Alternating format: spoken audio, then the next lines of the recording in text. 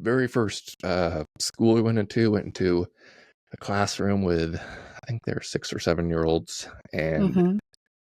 you just walk in and they're all staring at you with their little eyes, and you're just like, oh God, these are like the Mm. same kids essentially that are getting absolutely annihilated and bombed in the West Bank. The only difference is their family got sent here however many Mm. generations ago instead of Gaza. And so that sort of hit home right away on like, um, this stuff, when we hear the stats and how many people killed and all that, it's sort of easy to, our brains really have trouble wrapping around this stuff, right? We just don't handle numbers and casualties very well in terms of Yeah. our humanity has limits. And what we Yeah, I think it's one thing to see a number on a piece of paper, but it's another when you've got a person standing in yes, front of you that yeah, potentially yeah, it's not absolutely. looking good. Mm-hmm. And the uniqueness of kids and individuals, and just Mm-hmm. kind of recognizing that, that little personality type is in the Gaza over there. They're, hiding, they've had a building collapse on top of them, and they're hiding out for,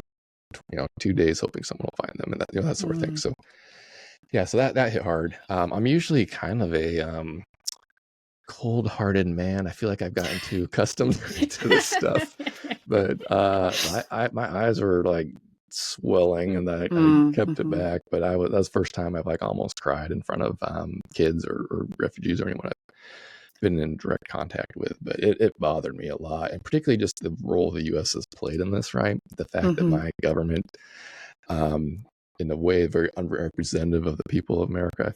I think most of us are not on board with this. Keeps sending weapons to the country that's committing genocide, and not just genocide in the West Bank. It's full on apartheid, and people treat pretty awful there. So those started clicking like right away. Of like just that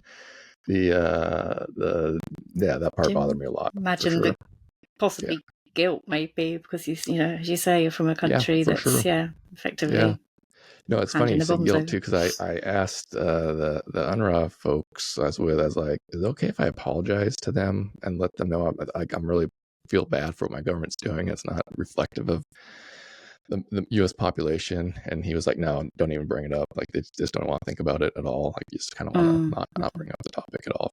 So that was made sense. But yeah, guilt is definitely is an accurate word for it. Just the amount of power we have over these people's lives indirectly, and then just not really using that responsibility very responsibly. So,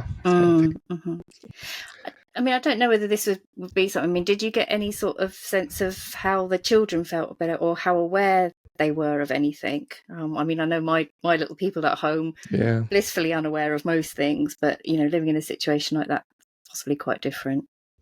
Yeah, I didn't. We were really just hopping from classroom to classroom and refugee camp to refugee camp. So I really didn't get to have some of those like meaningful conversations where you sit down and kind of really get an idea of how people are feeling.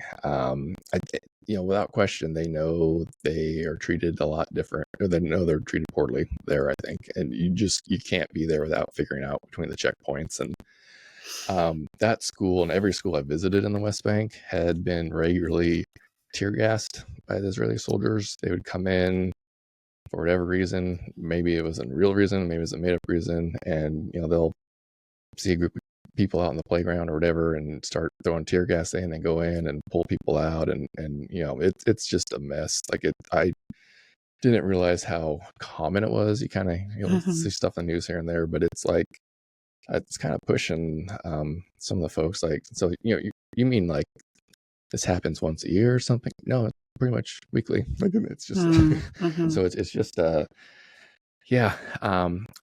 think one of the big takeaways is the tactic being used on the Palestinians is keep them in absolute fear, kind of constantly have them scared, on edge, and that is viewed as a way to control them. And I don't think it's an effective way. It definitely terrorizes people, but it's not how you have peace in the Middle East. I'd put it that way. It's not a long-term sustainable approach to coexisting with a group that is your neighbors.